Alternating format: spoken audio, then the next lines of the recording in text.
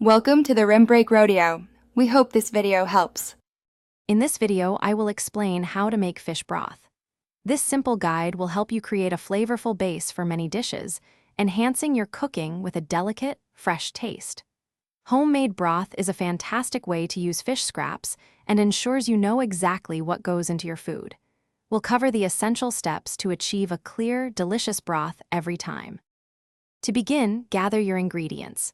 The best fish broth starts with fish heads, bones, and trimmings, which provide rich flavor and gelatin. Avoid oily fish if you prefer a milder broth. Next, prepare your aromatics: 1 large onion, 2 stalks of celery, and 2 carrots, all roughly chopped.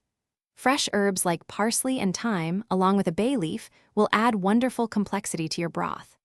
Now, let's cook. Place your fish scraps and chopped vegetables into a large stock pot. Cover them with about 3 quarts of cold water. Bring the mixture to a gentle simmer over medium-low heat, but do not boil vigorously. Skim off any foam that rises to the surface to keep your broth clear.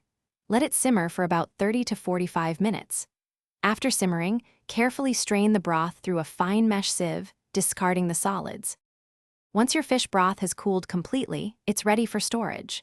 You can refrigerate it in airtight containers for up to 3 to 4 days. For longer preservation, freeze the broth in smaller portions, like in ice cube trays or freezer bags, where it will maintain its best quality for 4 to 6 months. This homemade broth is perfect for soups, stews, or sauces. For more great content and deals, including a link to the new Kindle Paperwhite, check the description below. Thanks for watching. Consider subscribing if we helped you.